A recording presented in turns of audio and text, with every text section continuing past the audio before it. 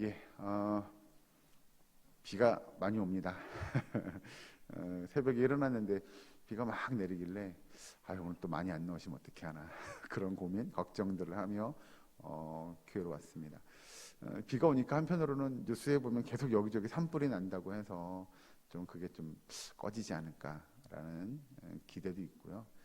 그러면서도 우리에게 또 이 봄비가 단비가 되면 좋겠다라는 마음을 가지고 이 시간 성령의 단비가 저와 여러분에게 내리기를 주 이름으로 축원합니다. 예, 오늘 본문 말씀 누가복음 21장 20절에서 24절까지 말씀을 보면 이 부분은 예루살렘에 대한 멸망에 관한 예언입니다.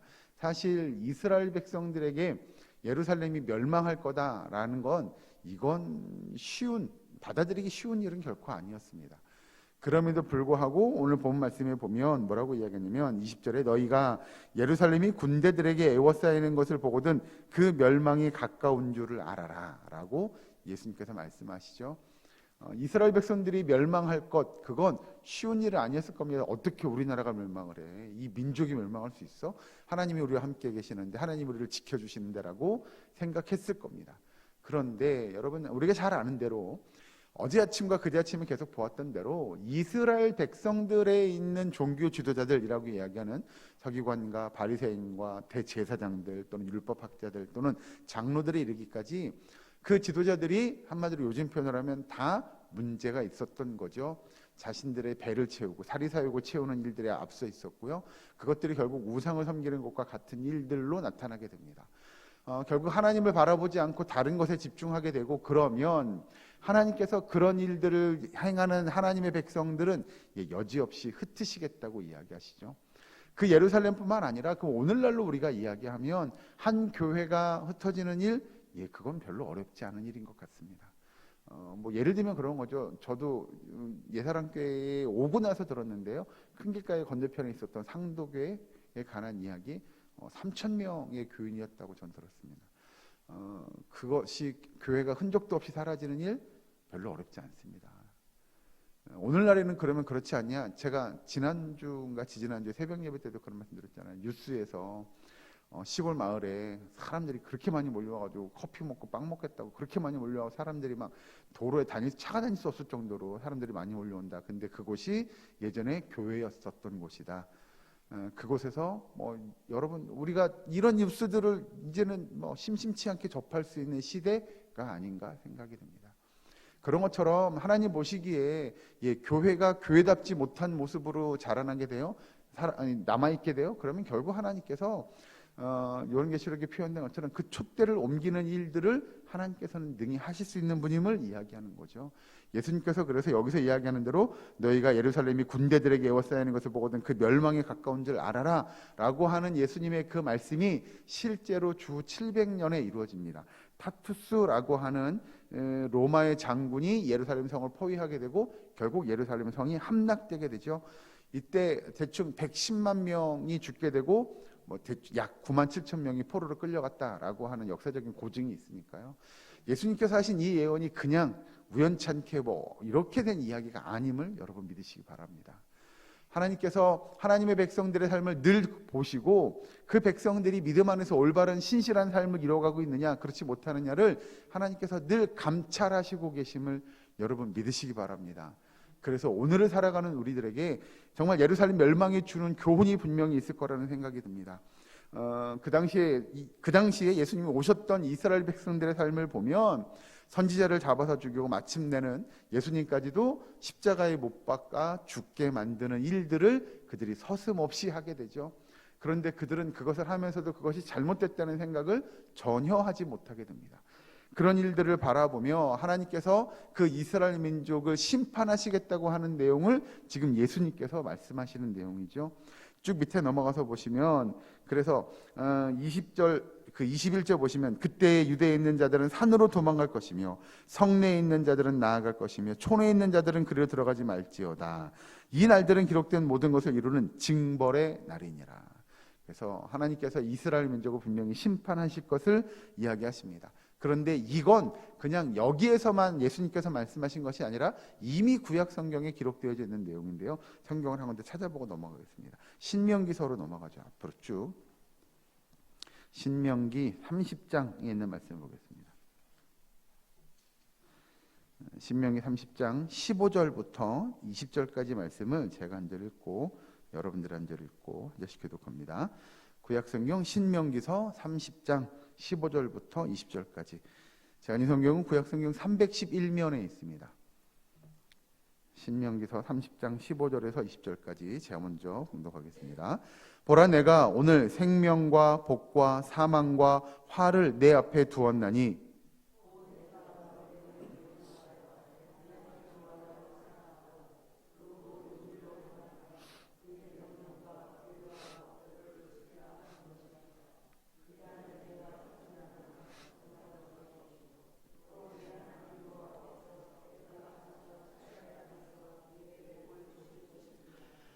그러나 내가 만일 마음을 돌이켜 듣지 아니하고 유혹을 받아 다른 신들에게 절하고 그를 섬기면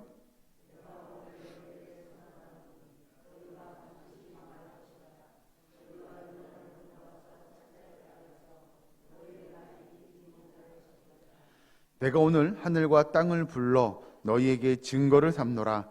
내가 생명과 사망과 복과 저주를 내 앞에 두었은즉 너와 네 자손이 살기 위하여 생명을 택하고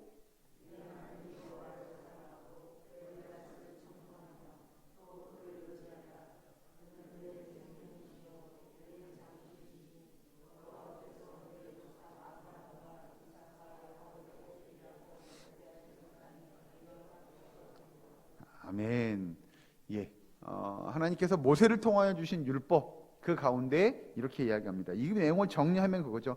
내가 오늘 생명과 복과 사망과 화를 네 앞에 두었다. 내가 너희가 명령과 규례와 법도를 지키라 하는 것이라. 그리하면 내가 생존하며 번성할 것이요 마음을 돌이켜 듣지 아니하고 유혹을 받아 다른 신들에게 절하고 그를 섬기면 너희가 반드시 망할 것이라. 아멘. 하나님께서는 이미 이스라엘 백성들에게 그 언약의 말씀을 주시며 결론으로 아주 짧게 정리하면 그런 겁니다. 이스라엘 민족 하나님의 백성들이 하나님의 말씀을 잘 듣고 순종하고 그 말씀을 잘 지켜 행하면 복을 받을 겁니다. 그러나 반대로 그들이 그 말씀을 순종하지 않으면 성경의 표현대로 반드시 망하게 될 거다라고 성경은 이야기하고 있는 것이죠. 여러분, 우리가 어제 아침 그제 아침에 봤던 대로 이미 이스라엘 민족들, 특히 성전은 성경에 표현된 대로 강도의 소굴로 변화가 되죠. 그렇게 예수님께서 강도의 소굴이라고 지칭할 정도로 그 변화된 이스라엘 민족의 삶 또는 그들의 예배가 정말 이방 민족의 군인들로 인하여 에워싸게 되고 그 나라가 멸망당하게 되는 일, 어떻게 보면 하나님의 당연한 심판이 임하는 것이 당연한 거라고 우리가 볼 수 있을 것 같습니다. 하나님의 몸된 교회라고 일컫는 우리도 그렇게 놓고 본다면 이 성경의 말씀대로 우리의 삶도 어쩌면 강도의 소굴처럼 변해갈 수 있지 않을까요? 정말 말씀을 말씀답게 듣고 그 말씀을 우리가 신실하게 지켜 행하며 순종하는 삶을 살아야 함에도 불구하고 우리가 하나님의 말씀, 하나님의 뜻보다 다른 것들을 더 사랑하게 되어 그러면 성경에 표현하는 대로 우리의 삶도 망하게 될 수 있음을 성경은 경고하고 있습니다. 그래서 하나님의 백성들이 늘 매일매일 하나님의 말씀으로 늘 새롭게 변화를 받는 일들이 우리에게 정말 필요한 줄로 믿으시기 바랍니다. 25절의 말씀을 보시면 이렇게 등장합니다. 오늘 본문 말씀 누가복음 21장 25절에 1월 성신에는 징조가 있겠고 땅에서는 민족들이 바다와 파도의 성난 소리로 인하여 혼란한 중에 곤고하리라. 여기서 보면 이스라엘 백성들에게 그리스도의 재림으로 말미암아 세상이 어떻게 변화될 것인가, 어떻게 멸망을 받을 것인가에 대한 예언들이 등장하죠. 26절 계속 보시면 사람들이 세상에 임할 일을 생각하고 무서워함으로 기절하리니 이는 하늘의 권능들이 흔들리겠음이라. 그때에 사람들이 인자가 구름을 타고 능력과 큰 영광으로 오는 것을 보리라. 이런 일이 되기를 시작하거든 일어나 머리를 들라 너희 속량이 가까웠느니라 하시더라. 아멘. 여기서 이제 보시면 마지막 때에 예수님이 다시 오시는 그때에 보면 1월 성신과 징조가 바다와 파도와 우는 소리, 하늘의 권능이 흔들리는 사건들이 있을 것이다 라고 예수님께서 예언적인 메시지를 들려주시죠. 여러분, 세상은 이런 예수님이 다시 오실 그때가 되면 이런 징조들로 인하여 혼란하게 될 거다라고 이야기합니다. 그런데 하나님을 믿는 하나님의 백성들은 참된 그리스도인이라고 한다면 이런 혼란이 올 때 어떻게 해야 되겠느냐? 우리는 걱정하거나 근심하거나 놀라지 않아도 된다고 성경은 가르치죠. 오히려 여기서 이야기하는 대로 27절에 그때 사람들이 인자가 구름을 타고 능력과 큰 영광을 오는 것을 보리라. 이런 일이 되기를 시작하거든 일어나 머리를 들어라 라고 이야기하죠. 그럼 여기서 이야기하는 대로 일어나서 머리를 들어라 라고 이야기하는 건 무슨 의미냐? 이건 우리가 이야기하는 사도 누가만의 좀 특별한 표현법입니다. 이게 일어나서 눈을 들어라 라고 이야기하는 표현을 좀 바꿔 설명하면 너희들이 앞으로 다가올 먼 미래를 바라보아라 이런 뜻이죠. 그래서 이런 일들이 있어. 그래, 이런 일이 있을 거야. 이런 일이 있기 위해서 지금 우리가 이런 일들이 있는 거야 라고 믿는 성도들은 믿음의 눈으로 그 일들을 바라볼 수 있어야지. 어떻게 그런 일이 있을 수 있어? 그런 일이 일어났대. 여기서 이야기하는 여러분 그냥 그 문자적인 표현만 보더라고요. 잘 보시면 25절에 1월 성신에는 징조가 있겠고 땅에 서는 민족들이 바다와 파도의 성난 소리로 인하여 혼란한 중에 곤고하게 될 거다. 그런 일이 있을 수 있어가 아니고 그런 일이 일어날 거야. 그래, 이런 일이 당연히 성경은 일어난다고 이야기했어. 그런데 이런 일들이 왜 일어나는 줄 알아? 이런 일이 일어나려고 그러는 거야 라고 믿는 성도들은 그 일을 믿음의 눈으로 바라볼 수 있어야 한다는 겁니다. 그래서 28절에 이런 일이 되기를 시작하거든 일어나 머리를 들어라. 먼 미래를 바라보아라 라고 이야기하는데 그 먼 미래가 그렇게 멀지 않을 것을 성경은 우리에게 가르쳐 줍니다. 왜냐하면 그런 일들이 일어나고 나면 누가 오셔요? 예수님의 재림이 임할 거라고 성경은 가르쳐 주거든요. 그때 여기서 보시면 27절에 그때에 사람들이 인자가 구름을 타고 이렇게 이야기하는 일들이 분명히 일어날 거니까요. 그래서 세상 사람들이 그런 것들을 바라보며 어떻게 그런 일이 있을 수 있어? 그러면 당연히 그런 일이 있을 거야. 그리고 그 일은 이 일이 일어나기 위한 예수님이 이 땅에 재림하기 위한 전조 증상들 먼저 일어나는 일들이야. 그리고 그건 성경에 다 예언되어 있는 거야 라고 여러분 미래를 보실 수 있어야 돼요. 그러니 우리가 믿는 믿음이 틀리지 않음을 예수님은 우리에게 말씀하시는 거죠. 그래서 어떻게 보면 그런 일들이 일어나는 거요 우리가 긴장하고 걱정하고 근심할 일이 아니라 반대로 기뻐할 일일 겁니다. 그래요. 성경이 이런 일들이 일어나고 예수님이 다시 오신다고 곧 다시 오신다고 하셨어요. 그러니 그 일이 얼마 남지 않았어요. 우리가 기쁨으로 그 일을 맞이할 수 있을 거예요 라고 이야기하는 것이 그런 믿음의 눈으로 바라보는 것. 성경의 표현을 보면 일어나 머리를 들어라 라고 이야기하는 그 미래를 우리가 바라볼 수 있는 저와 여러분 되기를 주의 이름으로 간절히 축원합니다. 밑에 가서 29절에 33절 말씀을 보시면 무화과 나무가 등장하고 또한 모든 나무의 비유가 등장합니다. 여러분 그 지난 주간에 그런 얘기 많이 하셨을 것 같아요. 꽃들이 너무 아름답게 그냥 만발했다고. 그런데 이번 비가 오고 나면 꽃들이 다 떨어질 거라고. 우리가 왜 그러냐면 여러분 나무에 꽃이 피면 뭐가 온 거예요? 봄이 온 거잖아요. 그리고 그 꽃이 피고 꽃이 지고 나면 이제 뭐가 와요?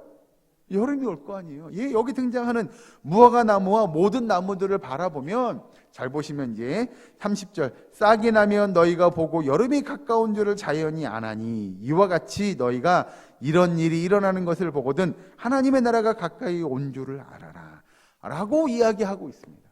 그런 것처럼 여러분 앞에 말씀드린 어떤 현상들이 일어나는 것이요 이제 우리가 바라보는 대로 무화과 나무가 꽃이 피고 그 꽃이 지고 잎이 또 피어나면 이제 여름이 다가오는 거야, 그때가 다가오는 거야 라고 우리가 이야기할 수 있는 것처럼 이런 나무들을 바라보며 하나님의 이치, 하나님의 진리들을 깨닫는 것처럼 이런 전조 증상들이 일어남으로 인하여 우리가 예수님이 이 땅에 다시 오심을 믿고 그래 맞아 그 일이 정말로 일어날 거야 라고 하는 것들을 깨달을 수 있음을 성경은 이야기합니다.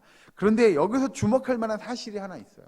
사도 누가가 계속해서 또 예수님의 말씀을 이렇게 기록하면서 좀 중점적으로 부각시키는 것이 하나 있습니다. 그게 뭐냐면 분명히 종말의 때가 예수님의 재림이 다시 임할 거다라고 하는 것들을 강조해서 이야기하는데 그러면 많은 사람들이 궁금해할 겁니다. 그런 일이 정말 일어나요? 그런데 언제 일어나지요? 라고 하는 겁니다. 이 누가복음의 말씀을 여러분 잘 보시면 누가는 그 언제 일어나는지에 대한 이야기는 하지를 않습니다. 그러면 그렇게 일어난다고 강조하는 그 일이 언제쯤 대충 이런 것들을 적어주면 얼마나 좋았겠어요. 그런데 누가는 그런 걸 적어주지 않아요. 그러면 왜 적어주지 않았을까요? 왜 기록하지 않았을까요? 라고 하는 겁니다. 그 말씀을 잘 보시면 여러분 밑에 가서 나오는데 34절로 넘어가시죠. 34절에 너희는 스스로 조심하라. 그렇지 않으면 방탕함과 술 취함과 생활의 염려로 마음이 둔하여지고 뜻밖의 그날이 덫과 같이 너희에게 임하리라. 그날이 분명히 오긴 올 건데 어떻게 임한다고 하냐면 덫과 같이 임한다. 가다가 여러분 덫이라는 게 그러잖아요. 나도 모르게 툭 밟았는데 어이구 이게 덫에 밟은 거잖아요. 그런 것처럼 그렇게 임하게 될 거다. 35절 이 날은 온 지구상에 거하는 모든 사람에게 임하리라. 이러므로 너희는 장차 이 모든 일을 능히 피하고 인자 앞에 서도록 항상 기도하며 깨어 있으라 하시니라. 예수님께서 그날이 분명히 올 거라고 말씀을 하셨는데 그게 언제 올지에 대한 이야기는 예수님도 말씀하지 않으시고 누가도 기록해 주지 않았어요. 그런데 왜 그렇게 기록해 주지 않냐라고 이야기하면 여기 36절 끝에 기록한 대로 항상 기도하며 깨어 있으라 라고 성경은 우리에게 이야기합니다. 즉 그 심판의 때가 예수님이 다시 오시는 그 일이 언제 임할지 알 수 없으니 종말의 때를 생각하고 또 종말의 때를 준비하는 그 자세가 이제 오니까 이제 그만해. 얼마 안 남았어가 아니고요. 항상 깨어서 항상 기도할 것을 예수님께서 말씀하셨음을 잊지 마시기 바랍니다. 그래서 성경은 우리에게 여러분 이 마지막 때가 되면 정말 혼란하고 어두워질 겁니다. 여러 징조들이 나타날 겁니다. 그런데 그때가 되면 성도들에게 그때를 살아가는 성도들에게 정말 신실한 마음으로 항상 깨어 기도하고 언제 예수님이 다시 올지를 모르니 늘 깨어 기도하고 준비하는 자세를 이야기하면서 그 속에서 우리가 어두워져가는 그 속에서 더 어두워지고 우리도 어둠에 속할 것이 아니라 그 어두움을 밝힐 수 있는 빛의 소망을 바라볼 수 있는 저와 여러분이 되기를 우리의 사랑교회의 모든 성도 되시기를 주의 이름으로 축원합니다. 장차 있을 일들을 또 재림의 때를 바라보며 영원한 천국의 삶을 묵상하고 우리가 기대하며 이 땅에서의 신실한 천국 백성의 삶을 이루어갈 수 있는 저와 여러분 될 수 있기를 우리의 사랑교회의 모든 권속될 수 있기를 주의 이름으로 간절히 축원합니다. 기도하겠습니다. 사랑하는 하나님 감사합니다. 이 땅을 살아가는 주의 백성답게 이 말세의 끝을 살아가는 주의 자녀들답게 아버지 깨어 기도하며 항상 주님이 다시 오심을 기대하는 주의 백성들 되게 하여 주시옵소서. 세상이 어두워져 갑니다. 하나님 그 어두움 속에서 빛의 소망을 바라보게 하시고 예수님께서 다시 오실 그날을 믿으며 이 땅에 하나님의 영광을 나타내고 하나님의 나라 하나님의 자녀된 삶을 이루어가는 천국의 백성다운 천국의 삶을 이 땅에 이루어가는 주의 백성들 되게 하여 주시옵소서. 아버지 오늘도 기도하기 원하오니 우리들이 기도하며 간구할 때 주께서 응답하여 주시옵기를 간절히 바라옵고나오며 예수님의 이름으로 기도하옵나이다. 아멘.